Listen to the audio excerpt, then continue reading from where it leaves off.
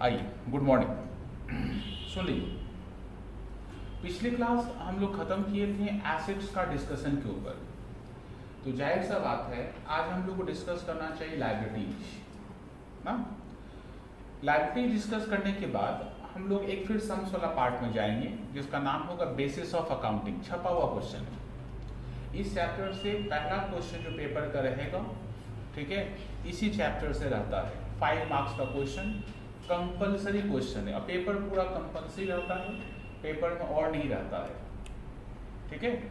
तो इस चैप्टर में जो बच्चे लोग लेट ज्वाइन किए हमसे मिल लीजिएगा, हम जुगाड़ लगा देंगे।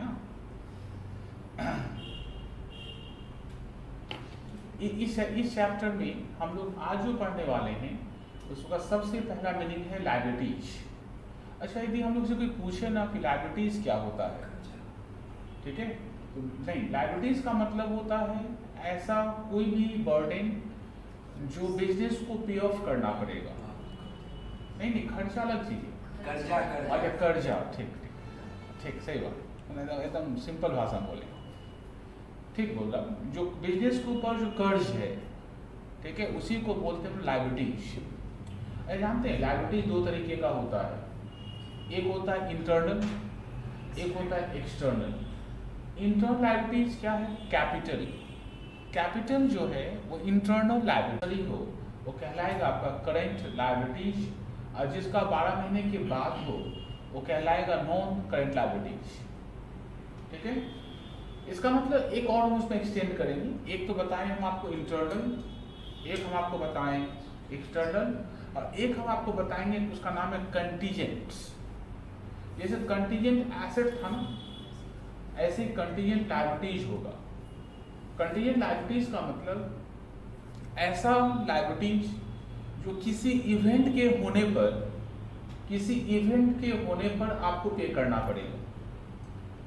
बात समझिए ठीक से, मतलब ऐसा कोई भी लायबिलिटीज जो किसी इवेंट के होने पर आपको पे करना पड़ेगा, ऐसा कोई भी लायबिलिटीज होता है, उस लायबिलिटीज को हम लोग बोलते हैं, ठीक है, कंटीजेंट। जैसे एग्जाम्पल मतलब हम क्या किए ना, अमन के ऊपर एक बिल ड्रॉ किए। अमन के ऊपर क्या ड्रॉ किए? बिल ड्रॉ किए। अब मान लीजिए बिल्स ऑफ एक्सचेंज नहीं पढ़े होंगे, लेवल में फांकी मार्क निकल गए होंगे, या सोचे होंगे इसको और में थियरी आता याद कर लेंगे, समझे ना। तो अभी बिल्स ऑफ एक्सचेंज सिलेबस में नहीं है अपना फर्स्ट सेम का, बीकॉम का सिलेबस में है ही नहीं, ठीक है। तो फिर आपको यहाँ पर अब ज़्यादा वहाँ नहीं पढ़े, अब यहाँ पर दिक्कत होगा, ठीक है। अमन के ऊपर हम बिल ड्रॉ किए। अब एंट्री सब छोड़ दीजिए, एंट्री में अभी नहीं घुसेंगे हम। तो बिल हम ड्रॉ किए, तो बिल मेरे पास रहेगा। हम क्या किए ना, उस बिल को, अच्छा इसका बिल हम ड्रॉ किए, इसका मतलब क्या हो, बिल मेरे पास रहेगा। अब बिल का पैसा कौन देगा?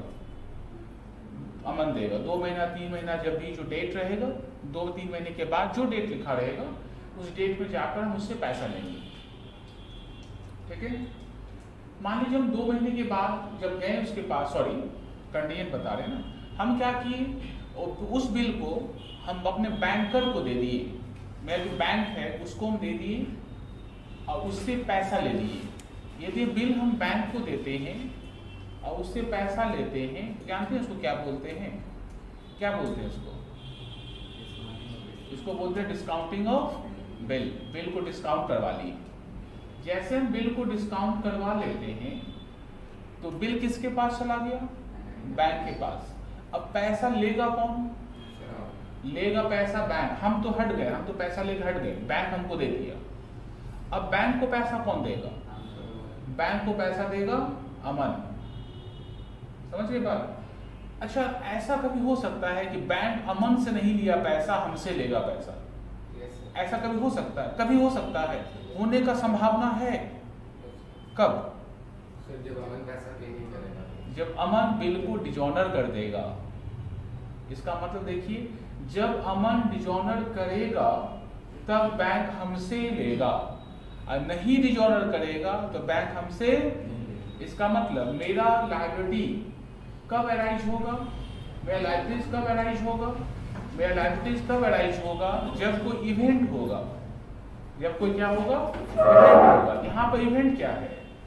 यहाँ पे इवेंट क्या है, बिल को डिजॉनर करना।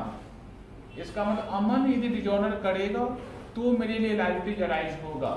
जब तक अमन डिजॉनर नहीं करता है मेरे लिए लायबिलिटी अराइज नहीं होगा। इसी को बोला जाता है कंटीजेंट लायबिलिटी। ठीक है, इसे क्या बोलते हैं, कंटीजेंट लायबिलिटी को ना ट्रेडिंग में लिखा जाएगा, ना प्रॉफिट एंड लॉस अकाउंट में लिखा जाएगा, ना ही बैलेंस शीट में लिखा जाएगा। इसको बैलेंस शीट के नोट में लिखा जाएगा, फुट नोट में, जहां बैलेंस शीट खत्म होगा उसके नीचे लिखा जाएगा कंटीजेंट लायबिलिटी बोलकर। ठीक है, आइए हम लोग कितना पॉइंट चलेगा था बताइए, कोई थोड़ा अमन बताइए। 8 चलेगा, 9 चलेगा।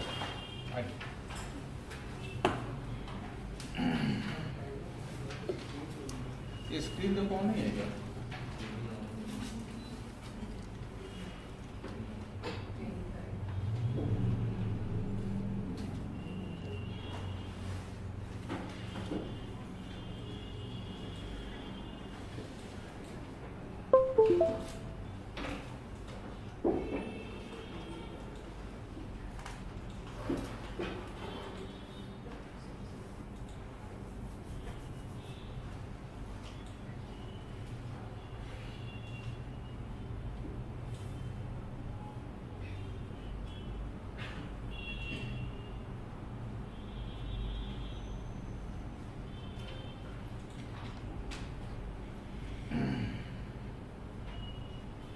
पॉइंट नंबर 9 आइए, अब बढ़िया समझेंगे हम लोग।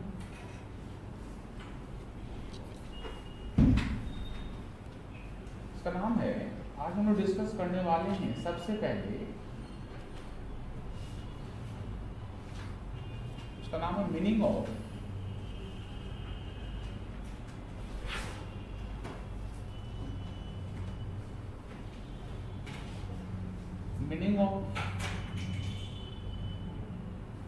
liabilities.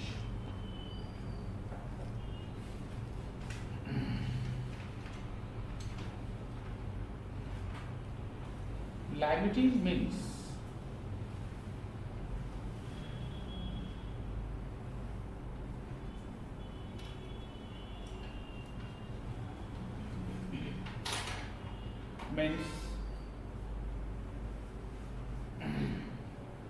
the amounts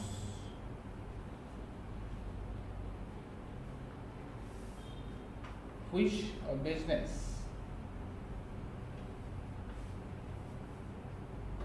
is liable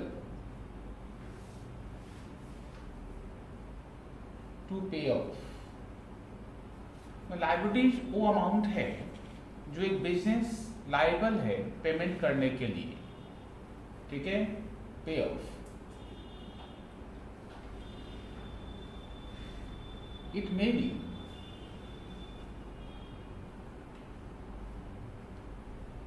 burden of payments to the proprietor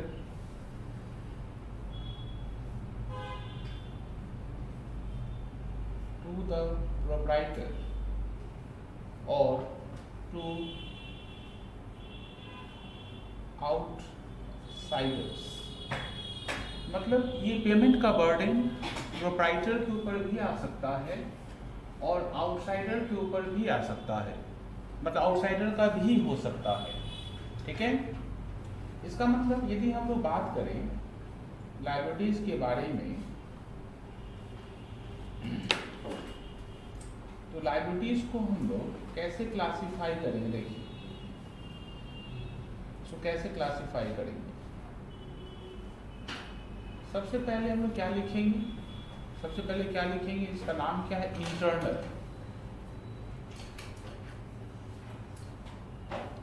एक क्या होगा बताइए, एक होगा हम लोग का एक्सटर्नल, और एक क्या होगा हम लोग का कंटीजेंट।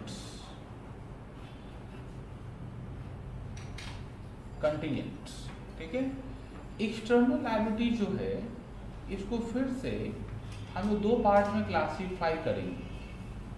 एक को हम लोग बोलेंगे CL मतलब करंट लायबिलिटीज, और एक को हम लोग क्या बोलेंगे, नॉन सीएल, मतलब नॉन करंट लायबिलिटीज। एकदम क्लियर सबका? आइए, लायबिलिटीज आर क्लासिफाइड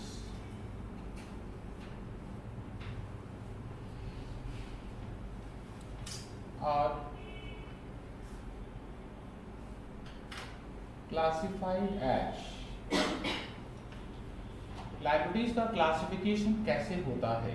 नंबर एक, फर्स्ट वाले को बोलेंगे internal, internal liabilities.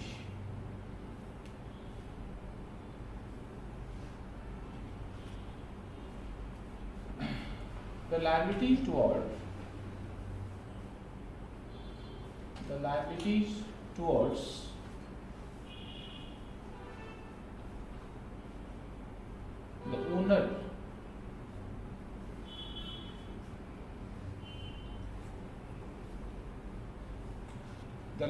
towards the owner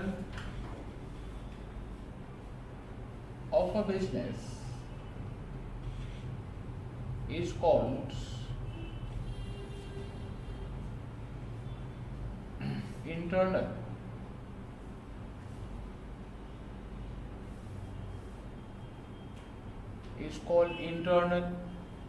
liabilities. It is termed as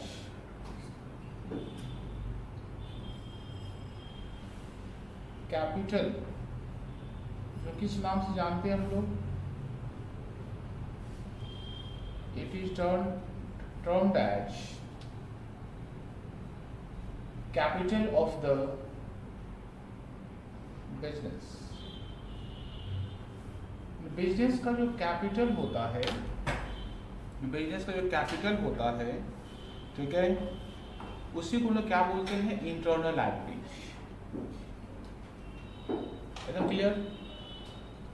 number B, current liabilities किसको बोलेंगे हम लोग?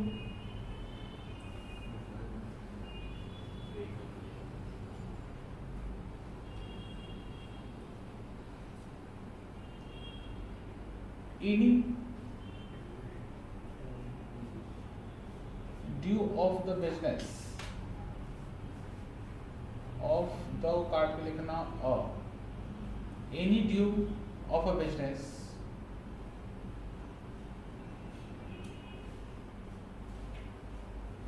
which are payable within 1 year, within 1 year, within 1 year is called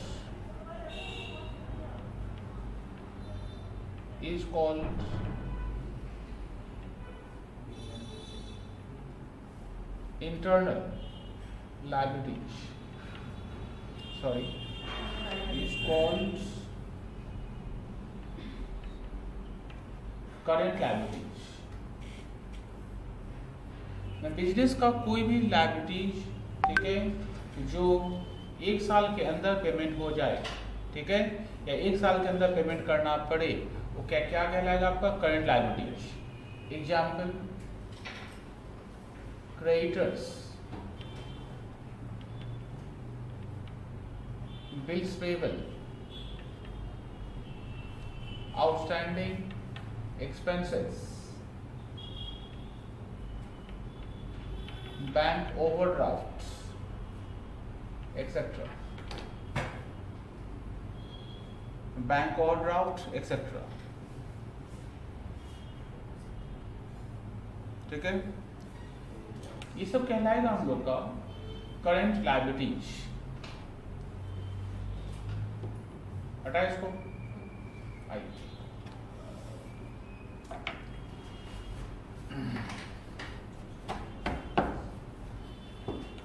आइए, number C,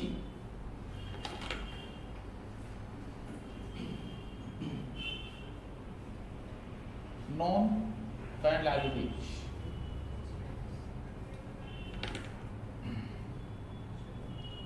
It is also called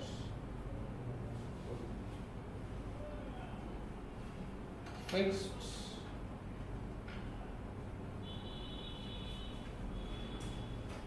is also called fixed liabilities.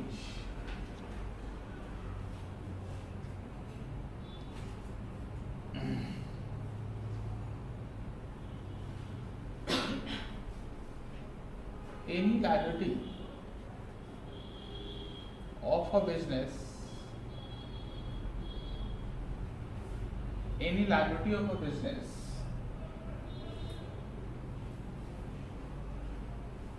which are payable after 1 year are called non-CL. उसको बोला जाएगा non current liabilities. Example होगा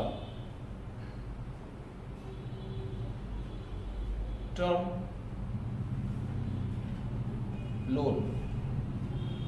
जितने भी term loans होते हैं वो अपना किस हेड में क्लासिफाई होता है?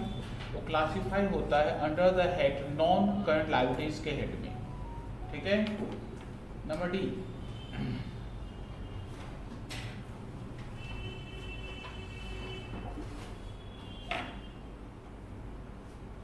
Number D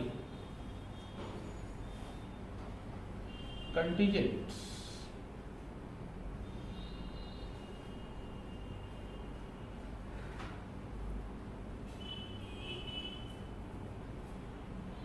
Contingent liabilities.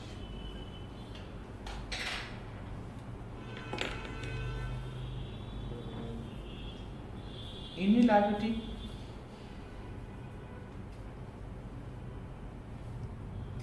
which may or may not becomes actual liability of a business.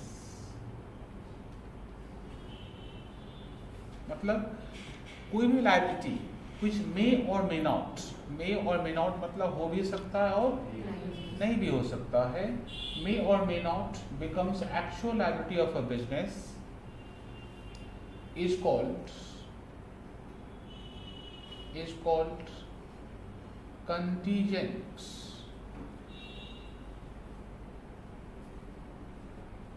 liabilities. It is not recognized. It is not recognized. Recognize का मतलब पहचाना जाना. It is not recognized in PL and balance sheet. ये ना PL में आ सकता है ना ही बैलेंस शीट में आ सकता है. ठीक है. तो फिर कहाँ दिखाएंगे इसको? It will come in foot notes of a business, sorry of a balance sheet. Balance sheet का जो फुट नोट होता है, ठीक है, ये फुट नोट में लिखा जाता है. Example,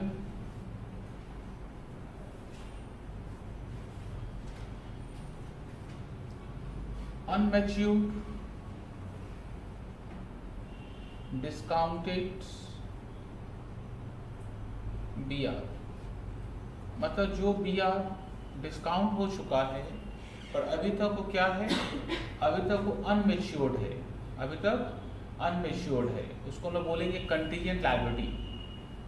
number 2,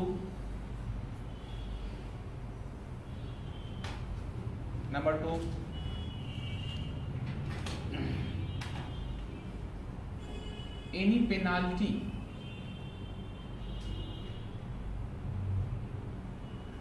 which are payable if contracts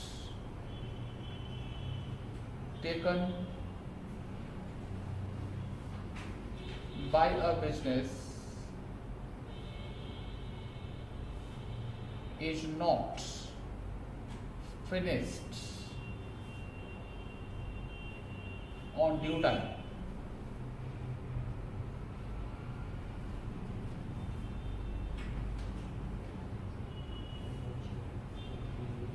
मतलब कोई भी ऐसा पेनाल्टी, एनी पेनाल्टी जो एक बिजनेस को तब देना पड़ेगा जब कॉन्ट्रैक्ट समय पर खत्म नहीं होगा। ठीक है, इसका मतलब यदि समय, जो कॉन्ट्रैक्ट हम लोग लिए हैं, यदि समय पर खत्म हो जाता है तो ये पेनाल्टी नहीं देना पड़ेगा, और समय पर खत्म नहीं होता है पेनाल्टी देना पड़ेगा। ठीक है, इसका मतलब ये हो भी सकता है और नहीं भी हो सकता है, इसीलिए इसका नाम क्या रहेगा, कंटीजेंट। ठीक है, पॉइंट नंबर 10, पॉइंट नंबर 10, इसका नाम है बेसिस ऑफ अकाउंटिंग।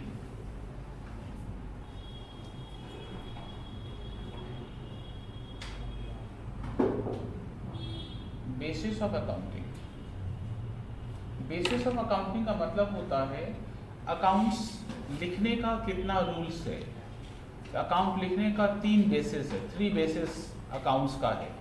एक को बोलते हैं कैश बेसिस, एक को बोलते हैं हम लोग एक्रूअल बेसिस, और एक को हम लोग बोलते हैं हाइब्रिड या फिर मिक्स्ड बेसिस। ठीक है, मतलब एक 3 बेसिस ऑफ अकाउंटिंग, अकाउंट्स बनाने का जो रूल्स है वो 3 रूल्स है। पहले रूल का नाम क्या बताएं, cash basis. Cash basis of accounting में क्या होता है कि जो कैश आया वो इनकम है, या फिर जो इनकम कैश में मिला आपको वो आपका इनकम है। ठीक है, और जो खर्चा आप कैश में पे कर दिए वही खर्चा है।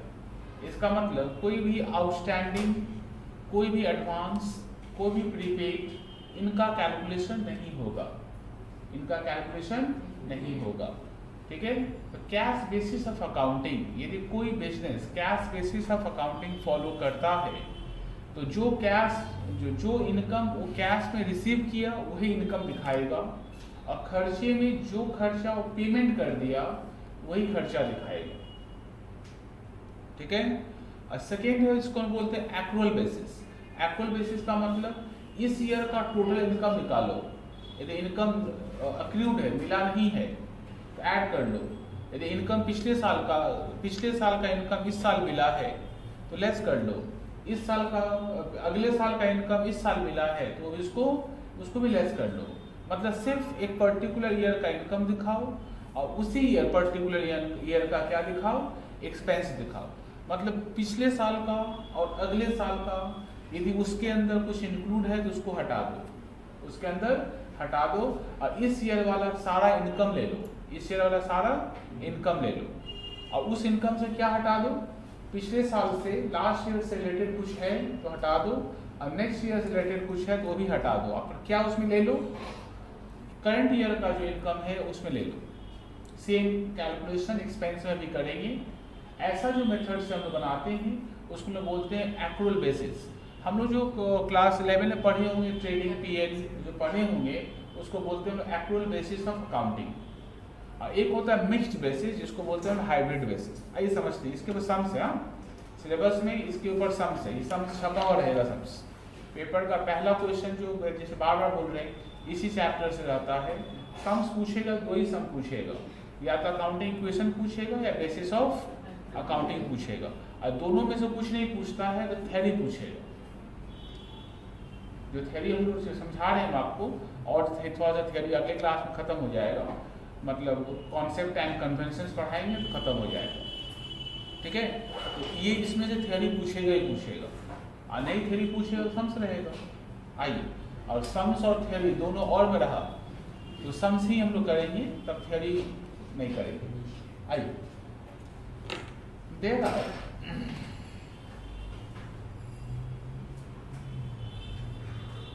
there are 3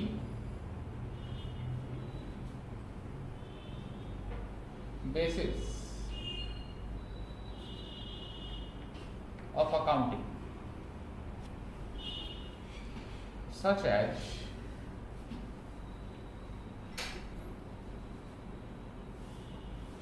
नंबर 1,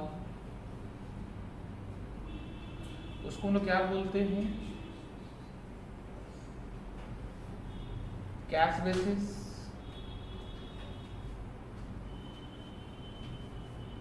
नंबर 2,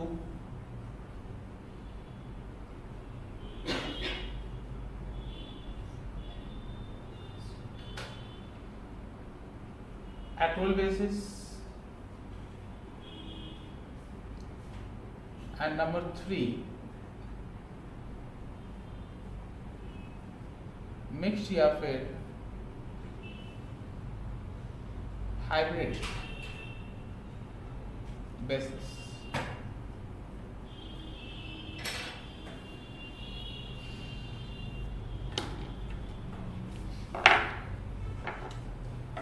आइए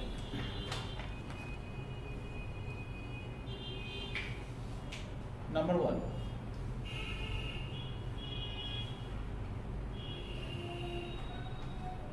अच्छा इसको पॉइंट चेंज करो सिर्फ 11 point. Cash basis of accounting.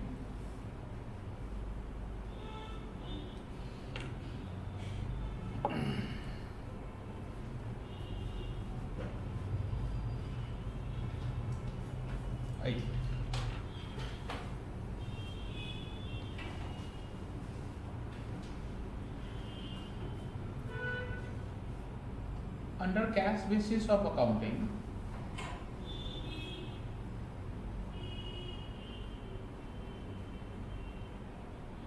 under cash basis of accounting,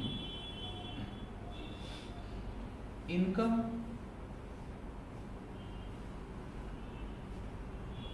received in cash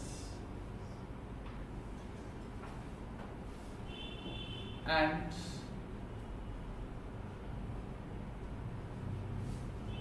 expenses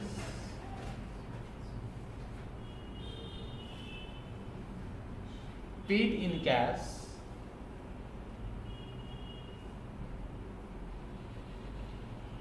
are taken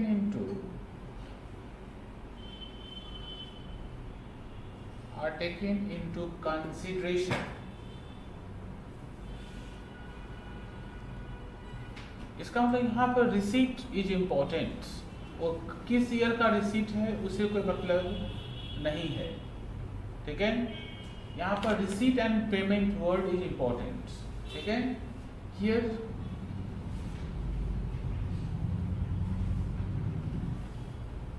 the word receipts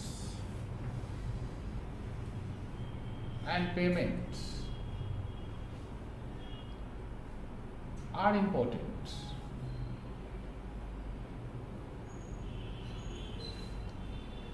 It doesn't matter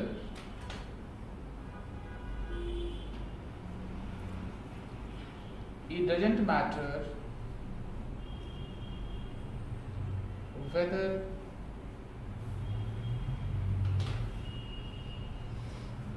this receipt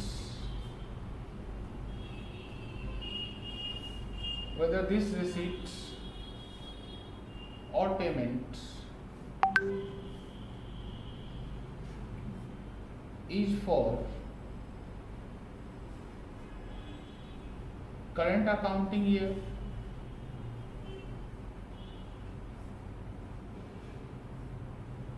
or for other accounting year. अच्छा इसको पढ़ पाइए क्या लिखे हम? A/C A/C को account पढ़ते हैं, ING लगा दिए तो अकाउंटिंग हो गया, ठीक है। अब YR ईयर बहुत चाप क्लियर सबको, ठीक है। मतलब इसमें रिसीट क्या हुआ वो बताइए, पेमेंट क्या हुआ वो बताइए, ये बात छोड़ दीजिए कि इस ईयर का है, मतलब पिछले साल का है या अगले साल का है, इससे कोई मतलब नहीं है, ठीक है। It's calculation is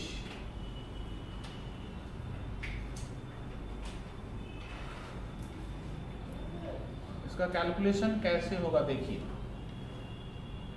it's calculation is amount rupees का कॉलम,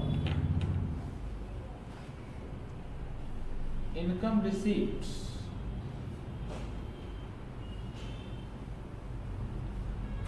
इन कैश। ऐसे रिसीव्ड वर्ड लिख दिए थे तो कैश हो गया था अपने आप। इससे लेस करेंगे हम लोग,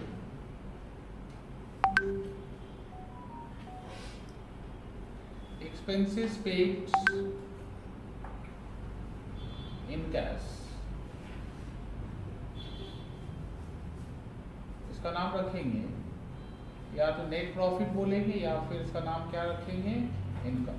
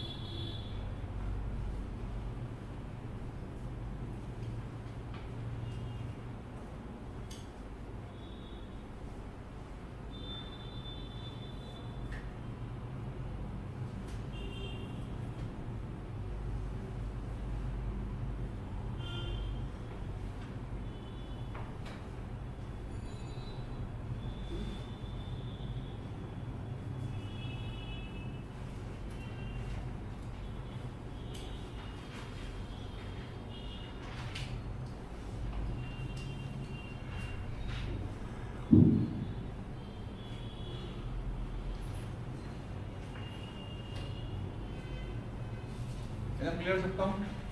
आइए point number 12, point number 12, second basis का नाम क्या लिखे थे हम लोग, accurate basis of accounting.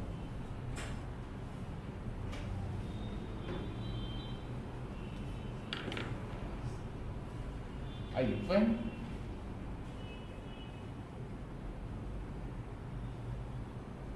income and expenses, when income and expenses of a particular year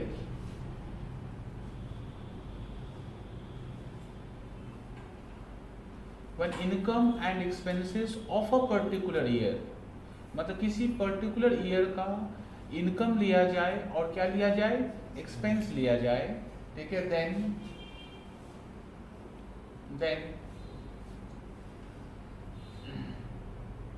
it is called accrual basis और mercantile basis or mercantile basis of accounting। ठीक है, in this method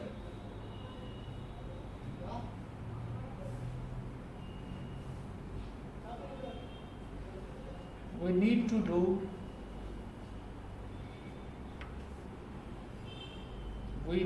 do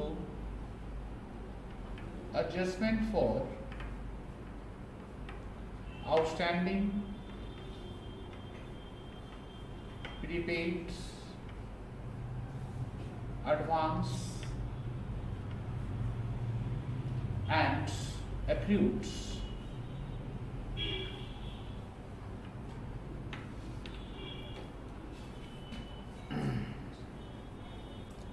मतलब इस method में हम लोग outstanding, prepaid, advance और accrued का एडजस्टमेंट करेंगे। ठीक है, इट्स कैलकुलेशन इज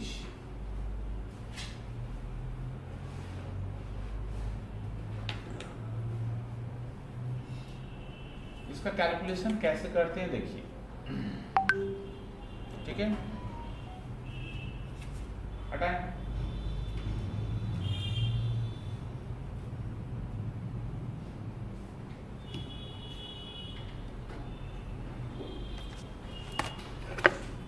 सबका हो गया क्या?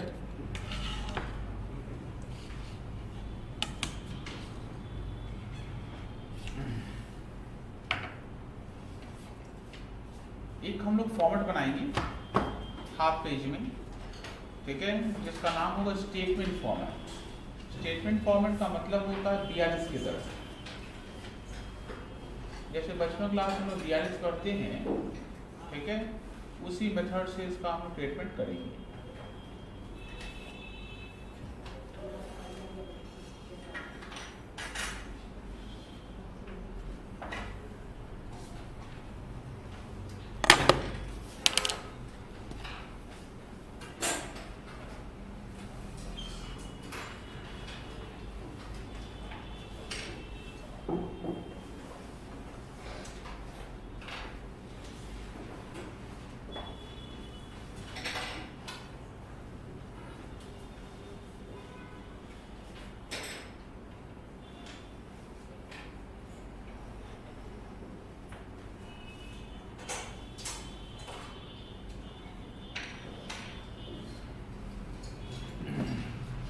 रेडी? हेडिंग में लिखेंगे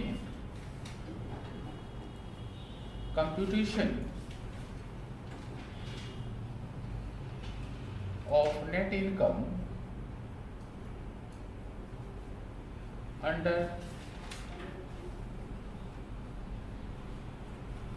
अंडर एक्रुअल बेसिस। ये पहला कॉलम डिटेल्स अमाउंट रुपीस, और इसमें लिखते हैं हम लोग पर्टिकुलर्स।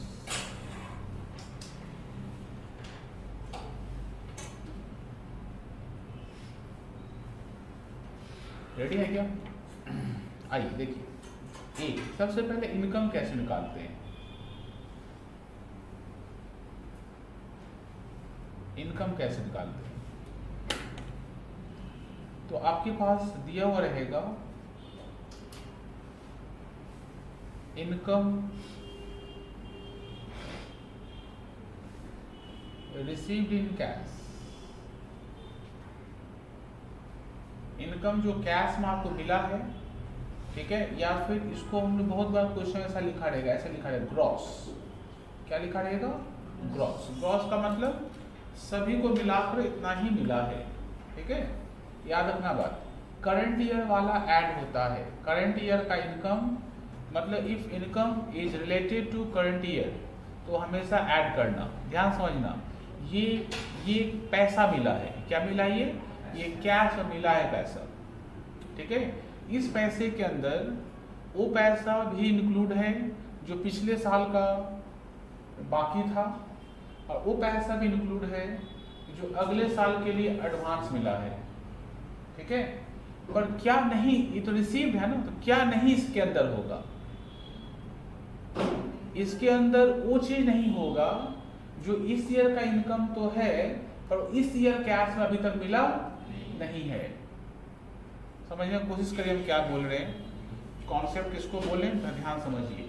मतलब इसका नाम है इनकम रिसीव्ड इन कैश। जो पैसा नगद में मिल गया, तो जो नगद में मिला ना, तो उसमें क्या, उसमें तीन बात हो सकता है। उसमें एक हिस्सा इस ईयर का है, एक छोटा सा अमाउंट पिछले साल का है, और एक छोटा सा अमाउंट अगले साल का है। और उसके अंदर कुछ ऐसा पैसा भी होगा, सॉरी, उसके अंदर ऐसा पैसा नहीं है जो इस ईयर का इनकम है लेकिन अभी तक मिला नहीं है। इसका मतलब इस ईयर का जो आउटस्टैंडिंग इनकम होता है, जो इस ईयर का इनकम है पर इस ईयर मिला नहीं है, वो तो इसके अंदर इंक्लूड नहीं है आपका ना। तो उसको क्या करेंगे हम लोग, उसको ऐड करेंगे। तो क्या करेंगे, एक और ऐसा है जो ऐड होगा, ये ध्यान समझना पहले। हम या तो अक्रूड लिख सकते हैं या आउटस्टैंडिंग लिख सकते हैं, ठीक है। अक्रूड ऑफ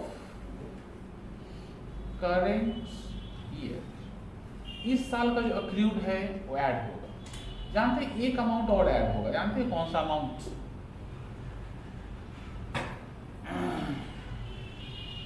एक अमाउंट और ऐड होगा, कोई बता सकते हैं? अमन,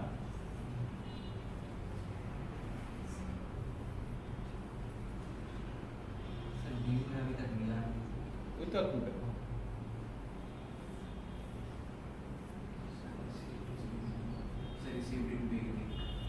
रिसीव्ड इन बिगनिंग मतलब शुरू में मतलब मिला पिछले साल का।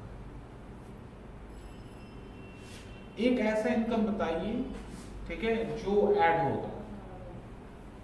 जानते हैं कौन सा ऐड होगा? Income of current year, income of current year received in last year, received in last year, ठीक है। मतलब उसको ऐसे लिखिए, advance for current year received, current year के लिए advance received in last year, ठीक है। आप लोग ऐसे बोल सकते हैं इसको ओपनिंग एडवांस। ओपनिंग मतलब 1 तारीख का एडवांस, मतलब पिछले साल का एडवांस है। और जानते हैं इसमें से 2 चीज हमको हटाना है, इसमें 2 बात हमको हटाना है। ये रिसीव्ड है ना, ये क्या है, ये हम लोग का ये रिसीव्ड है। तो रिसीव्ड में पिछले साल का बाकी भी इंक्लूड हो सकता है, और अगले साल का जो अगले साल का एडवांस जो मिला होगा वो भी उसी के अंदर होगा। क्यों उसी के अंदर होगा? क्योंकि ग्रॉस है ना, वो ग्रॉस मतलब कि इकट्ठा है, जो पैसा कैश में मिला सबको टोटल कितना मिला है ना। इसका मतलब इसमें 2 बात लेस हो सकता होगा। एक आउटस्टैंडिंग ऑफ लास्ट ईयर, पिछले साल का जो बकाया है लेस कर देना।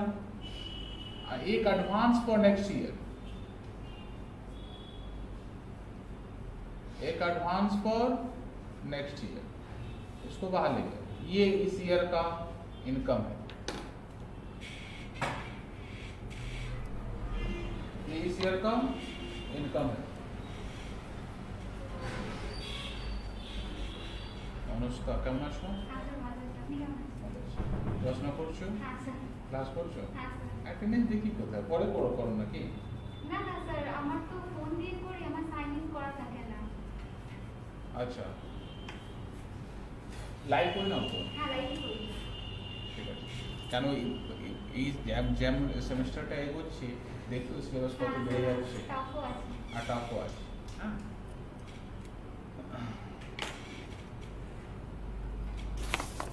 সমুদা ছিল? সমুদা না স্যার, সমুদা ছিল।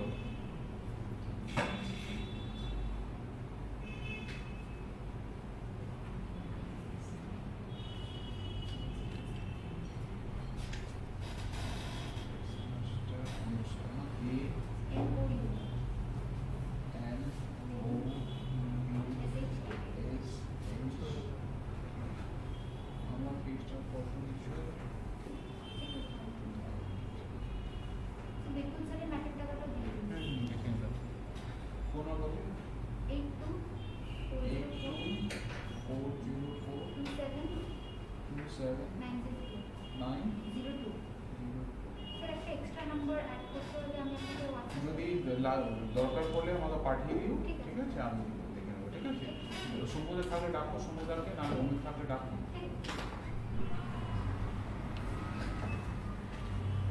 हाँ, क्या बोल रहे थे बताओ तो, ये समझ में आ सबको क्या? सबको आज समझ में गई? ठीक इसी तरीके से यदि हम आपको बोले ना करंट ईयर का इनकम निकालो, करंट ईयर का इनकम निकालो। नंबर बी, इनकम कैसे निकालें करंट ईयर का? सॉरी, इनकम तो निकल गया, कितने बार निकालेंगे income? Expenses,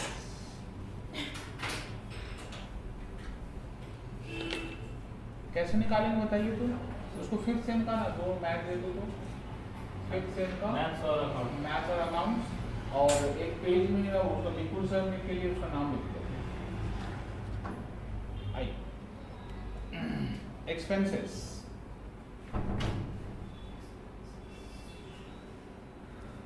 expenses paid, expenses paid मतलब ग्रॉस फिगर कितना है एक्सपेंसेस पेड का।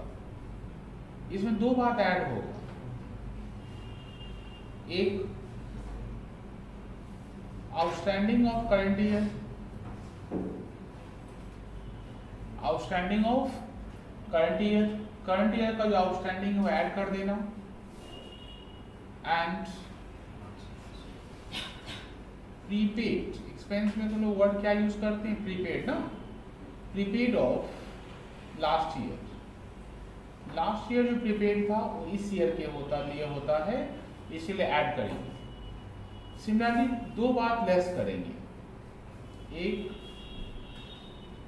पिछले साल का पेमेंट, पिछले साल का जो एक्सपेंस इस ईयर पे करते हैं तो outstanding of last year less होगा, और प्रीपेड फॉर नेक्स्ट ईयर, और अगले ईयर के लिए यदि कोई प्रीपेड होता है वो भी लेस होगा।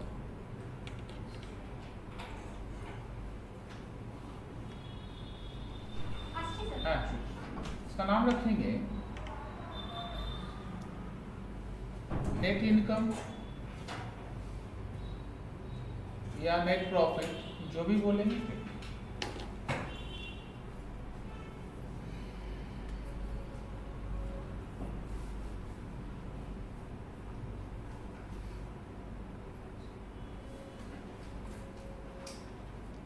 ठीक है, आइए पॉइंट नंबर में कितना चलेगा, 13। Hybrid basis. हाइब्रिड बेसिस देखो बहुत इंपॉर्टेंट है। Hybrid basis is applicable for professionals. Hybrid basis is applicable for professionals. Hybrid basis में इनकम को कैश कॉन्सेप्ट में लिया जाएगा, पर एक्सपेंस को एक्रुअल कॉन्सेप्ट में लिया जाएगा। समझे बात?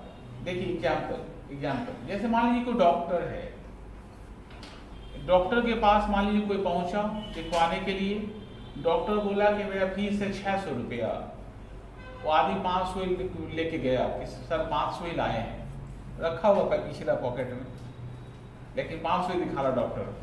अगली बार आएंगे तो हम 100 रुपया दे देंगे, हो गया। डॉक्टर 500 रुपया जब लेगा तो डॉक्टर अपना डायरी में लिखेगा क्या कि 100 रुपया ड्यू है ऋषि से। डॉक्टर को पता है कि हो सकता है कभी अब दोबारा नहीं आएगा, या दोबारा आएगा भी तो हो सकता है 100 रुपया हमको नहीं देगा। समझे बात? 100 रुपया दे देगा ठीक है, वो अलग बात है, दे दिया तो फिर उसको कैश मिल गया। यह डॉक्टर हमेशा इनकम को कैश में दिखाता है। जो पैसा उसको मिला नहीं वो डॉक्टर कभी उसको इनकम बोल नहीं सकता है।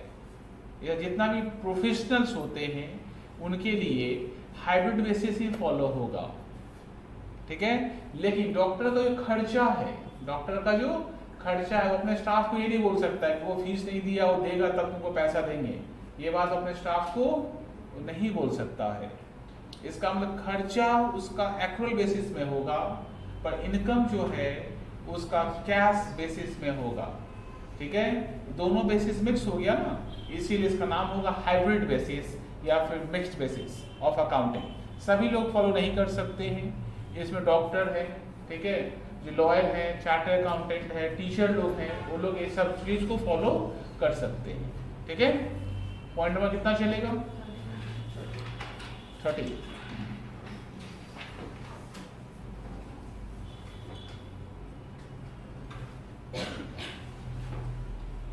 Hybrid basis of accounting.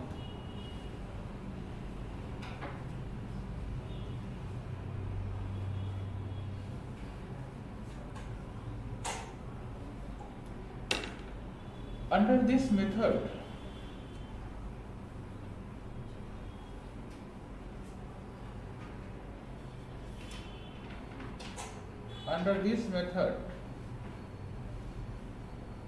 of accounting,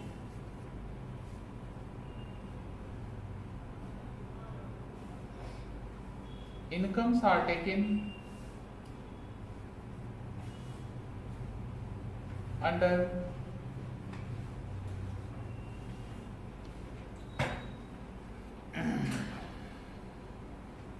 cash basis, but expenses are taken under accrual basis.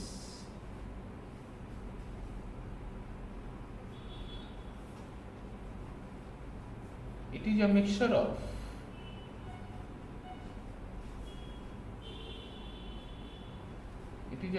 of cash basis and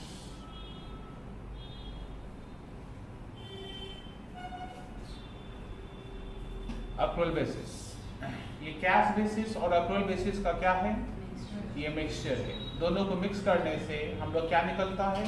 hybrid basis निकलता है। It is followed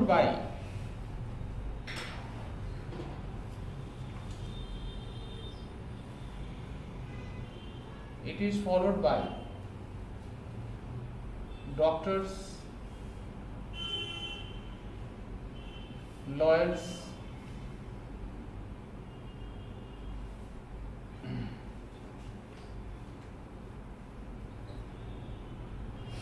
and other professionals.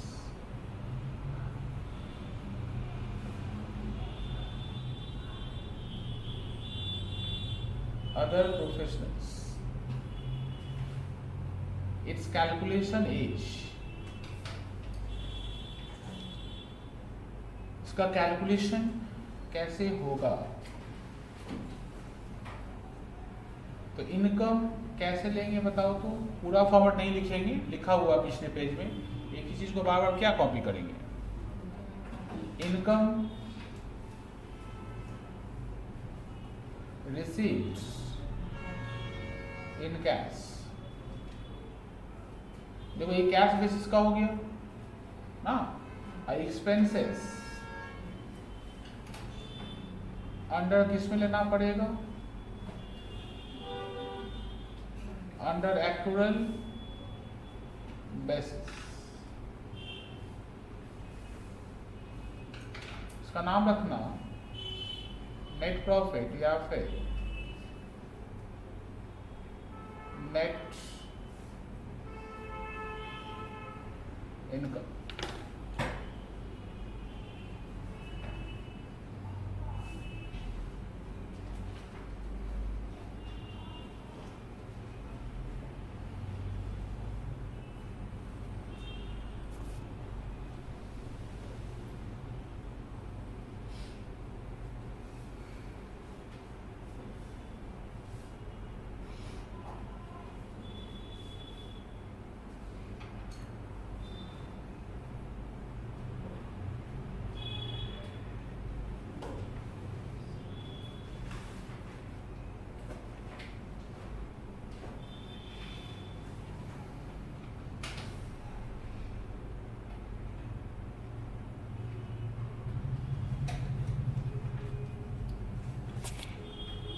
एकदम क्लियर सबका? आइए सम्स करेंगे इसके ऊपर। तो मैट आपको शेयर कर लीजिए थोड़ा, देखिए पीछे बच्चा लोग दे दीजिए।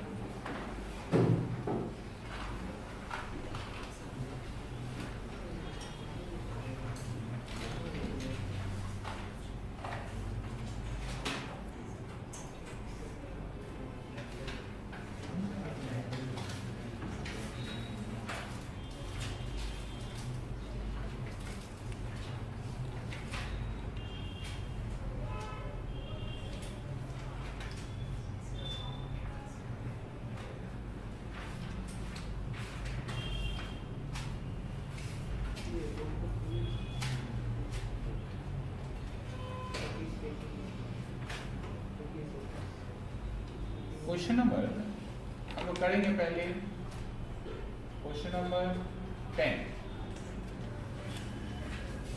आइए, ऊपर बोला है कि mister A Roy gives the following information relating to his income and expenditure for the year ended 31 December 2014। ठीक है, ये आपके पास बोला fees received in cash gross है, fees earn but not received है, फीस रिसीव्ड इन एडवांस है, fees received in advance है, फीस फॉर 2013 रिसीव्ड है, स्टाफ सैलरी ग्रॉस है, स्टाफ सैलरी पेड है, सैलरी फॉर 2013 पेड है, rent paid for office outstanding rent है, rent for 2013 telephone charges है। Calculate net income for the year 2014 under cash basis and accrual basis. मतलब आपको cash basis में करना और किस में करना है, अक्रूवल में। इसमें तीनों ही कर लेंगे, कैश भी करेंगे, अक्रूवल भी करेंगे और मिक्स भी बता देंगे। ठीक है, कैश बेसिस का फॉर्मेट जाहिर सा बात है ये छोटा बनना चाहिए, छोटा बनना चाहिए ना। आइए solution to question number 10।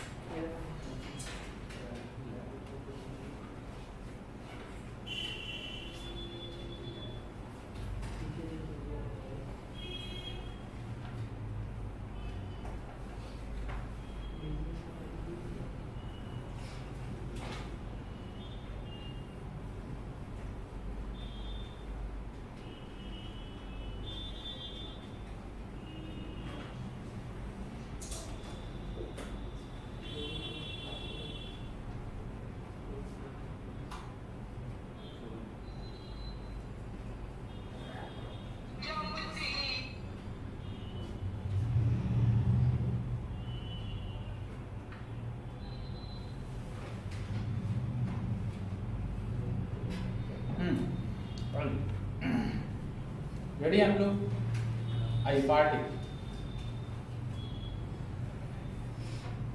Computation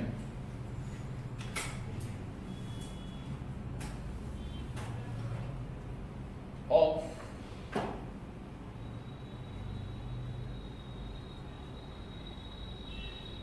net income under cash basis.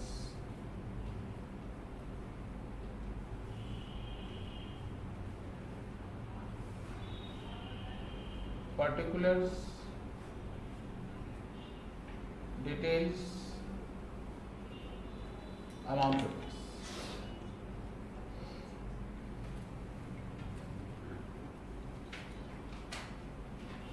अच्छा, इनकम में देखिए क्या क्या है। फीस रिसीव इन कैश है ना, और तो कोई इनकम नहीं है उसका, और कोई इनकम है क्या? समझ पा रहे हैं क्या बोल रहे हैं आप? क्वेश्चन देखिए ना, इनकम जो है, इनकम में सिर्फ फीस है उसका। इनकम में क्या है उसका? ए फीस रिसीव्ड इन कैश है, और expenses earn but not received है, मतलब एक्रूड है। Sorry, fees earn but not yet accrued, उसका एक्रूड है। फीस रिसीव्ड इन एडवांस, और फीस फॉर 2013 रिसीप्ट, इन किसी का भी एडजस्टमेंट नहीं कर सकते हैं। क्यों नहीं कर सकते हैं? क्योंकि कैश बेसिस ऑफ अकाउंटिंग में हम लोग क्या लेते हैं, जो ग्रॉस फीस रिसीव्ड है उसी को लेते हैं। ठीक है, fees receipt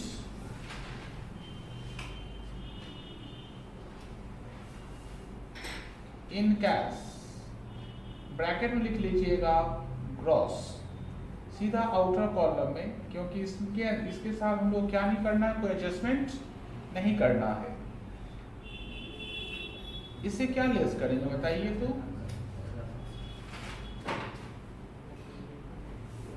expenses paid, expenses paid में एक एक करके सारा एक्सपेंस जो पेमेंट हुआ है उसको लिखना है आपको। एक्सपेंसेस देखिए, सैलरीज पेड लिखा ना, तो छापिए। Staff salaries paid first column लिखेंगे। क्यों फर्स्ट कॉलम लिखेंगे? बिकॉज और भी एक्सपेंसेस है। अच्छा, सैलरीज पेड इन एडवांस, इसको लेंगे क्या? नहीं, क्योंकि ना कोई भी आउटस्टैंडिंग प्रीपेड एडवांस का एडजस्टमेंट कैश बेसिस में नहीं होगा। जो एक्सपेंसेस पे किए उसको ले लीजिए आप, सिर्फ जो एक्सपेंसेस आप पे किए उसको आप कंसीडर कर लीजिए। देखिए जैसे उसके नीचे लिखा हुआ क्या बताइए, रेंट पेड, रेंट पेड है ना,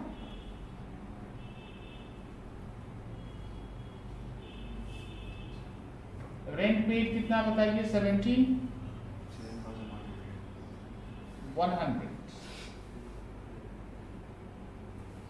ठीक है, एंड टेलीफोन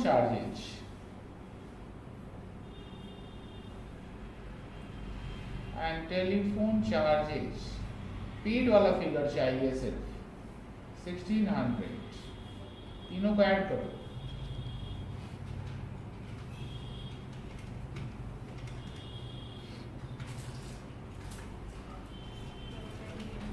बोलिए। 16,200, 900। अच्छा, इसको 9 कर लीजिए। 33 का नाम रखना net income.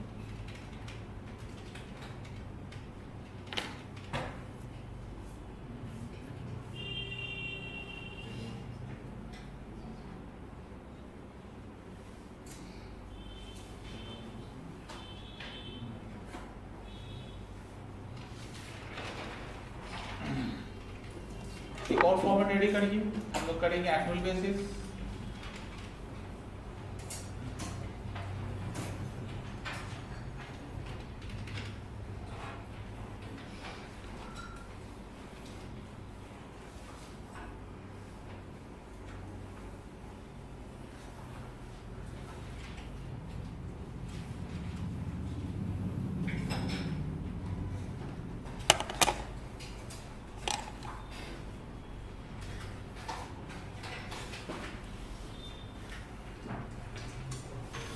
Number B,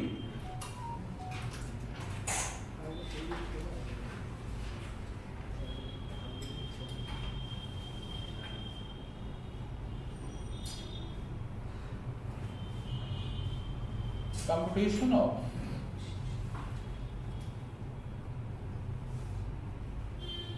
net income under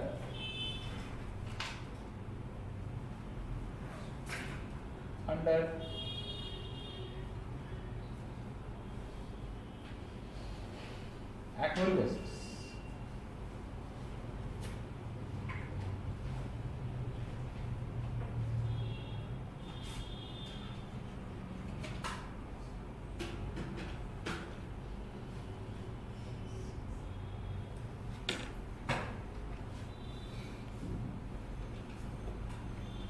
ready? सब अच्छी रेडी?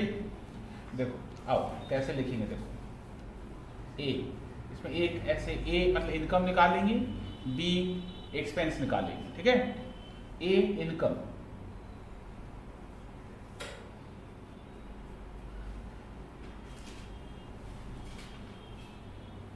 इनकम कैसे लेंगे बताओ? फीस रिसीट्स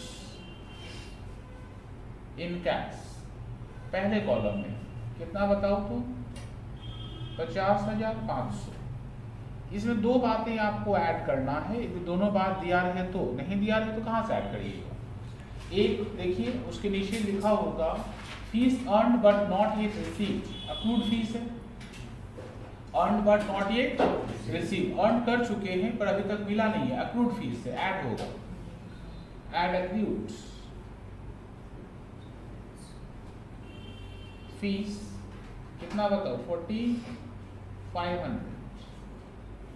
देखो तो फीस एक ऐसा फीस है जो 2013 मिल चुका है, सम 2014 के लिए है, ठीक है। फीस फॉर 2013 रिसीव्ड है, मतलब हम ऐसा कोई फीस है 2014 का फीस है पर 2013 मिल चुका है, ऐसा इंफॉर्मेशन है क्या?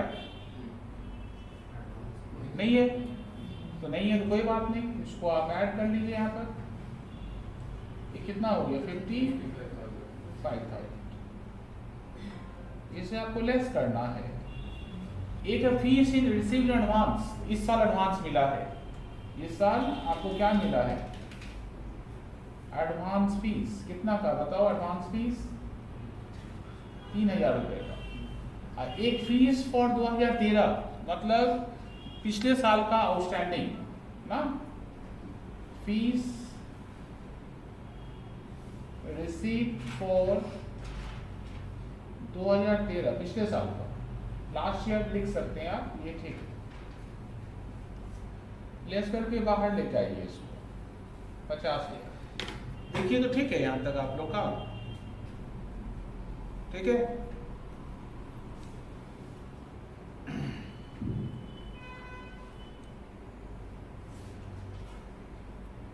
किसी को डाउट है?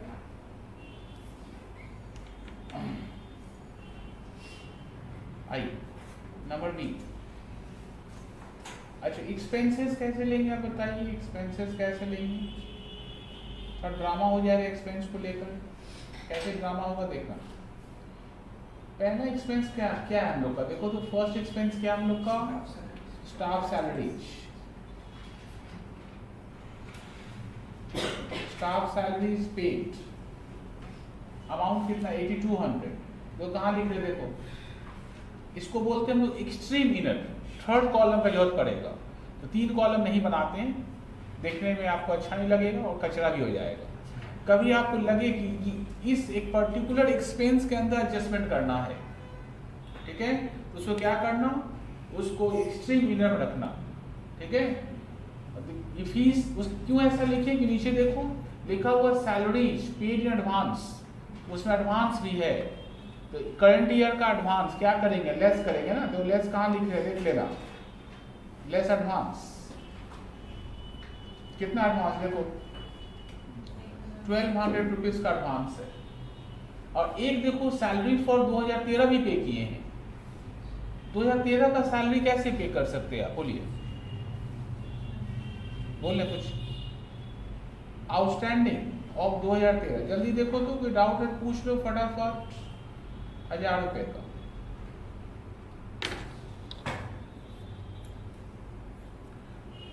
मतलब सैलरीज पेड इन एडवांस, आप एडवांस में सैलरी पे किए हैं तो उसको लेस करना पड़ेगा, और एक 2013 का सैलरी पे किए, इसका मतलब पिछले साल क्या था वो आउटस्टैंडिंग था, इसीलिए तो इस साल पेमेंट करना पड़ा, ठीक है। लेस करके फर्स्ट कॉलम में लिखिए कितना होगा 6,000।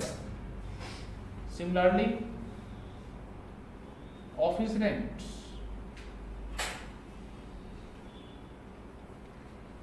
ऑफिस रेंट कितने का है बताओ 7,100 का, नीचे 2 एडजस्टमेंट है, एक बोला है ऑफिस रेंट आउटस्टैंडिंग है, तो करंट ईयर का आउटस्टैंडिंग क्या होगा ऐड होगा, आउटस्टैंडिंग ऑफ 2014, डेट नहीं लिखा है इसका मतलब करंट ईयर का है, डेट नहीं लिखा है इसका मतलब ये करंट ईयर का है 7,700। फिर देखो रेंट फॉर 2013 मतलब 2013 का रेंट इस साल पेमेंट किए हैं, आउटस्टैंडिंग ऑफ 2013 500 रुपये, कितना हुआ 70,200।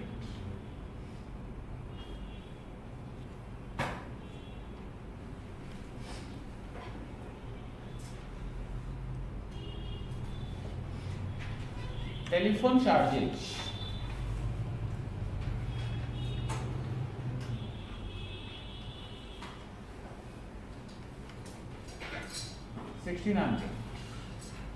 इसको ऐड करके बाहर लेके जाओ। 14,800 क्या देखो तुम, लेस करके नाम निकालो उसका, नेट प्रॉफिट या नेट इनकम जो भी लिखो।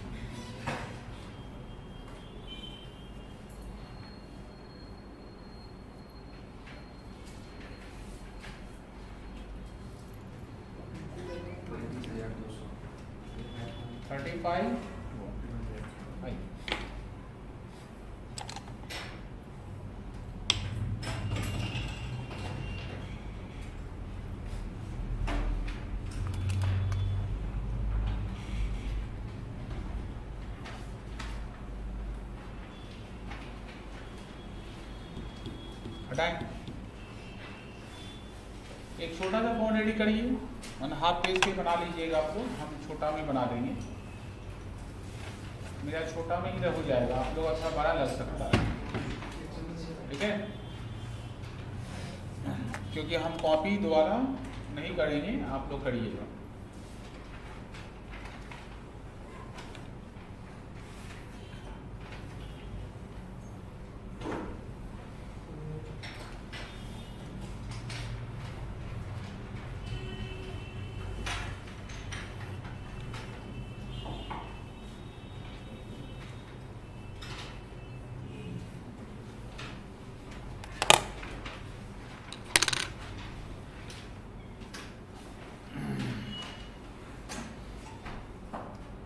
नंबर सी,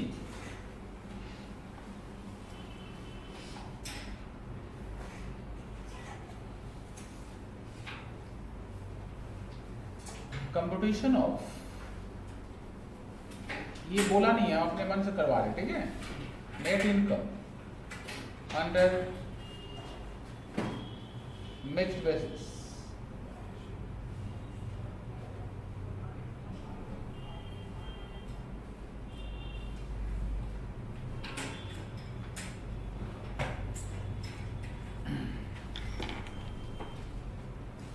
मिक्स्ड बेसिस में रूल क्या बताओ तो, फीस क्या लेंगे, फीस को कैसे लेंगे, फीस रिसीव्ड इन कैश, कितना बताइए, 50,500।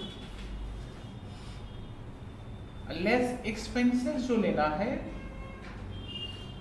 एक्सपेंसेस किस मेथड लेना है, तो एक्रूअल वाला कॉपी करिए ना, ये वाला कॉपी कर लीजिए ना, ये एक्रूअल वाला जो पार्ट है ये पूरा कॉपी कर लीजिए ना, ये क्या फुल कैलकुलेशन है फीस का, ये वाला पार्ट को दोबारा से आप कॉपी कर लीजिए।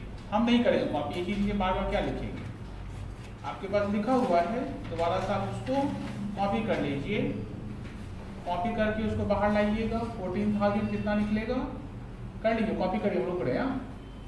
आइए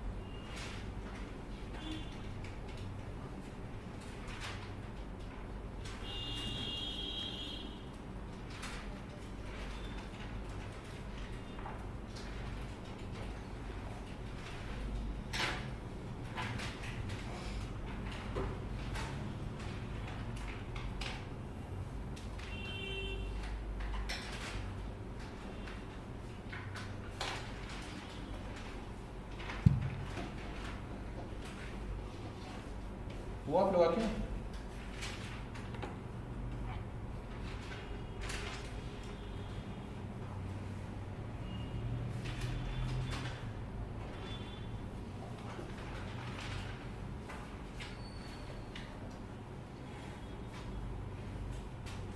दस करवा दिया लगा क्या?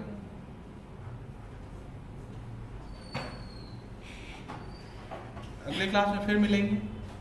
अपना क्लास कब है? अकाउंट्स का मंडे, वेडनेसडे, फ्राइडे। और math class Thursday. Math class अगले हफ्ते चालू करेंगे। मैथ मतलब स्टैट्स वाला क्लास।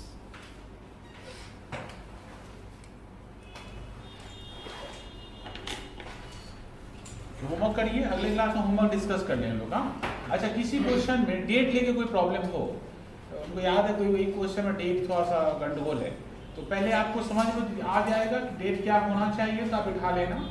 और नहीं समझ में आएगा तो एक बार हमको व्हाट्सएप कर दीजिएगा, ग्रुप में भेजिएगा, हम चेक कर लेंगे। ठीक है? हाँ, कोई क्वेश्चन में है डेट लेके, ये आपके पास रेक्टिफाई किया रहेगा तो भेज दीजिएगा आपको जब बच्चे। हाँ, सही होगा, क्लास में काटा कुटी किए होंगे।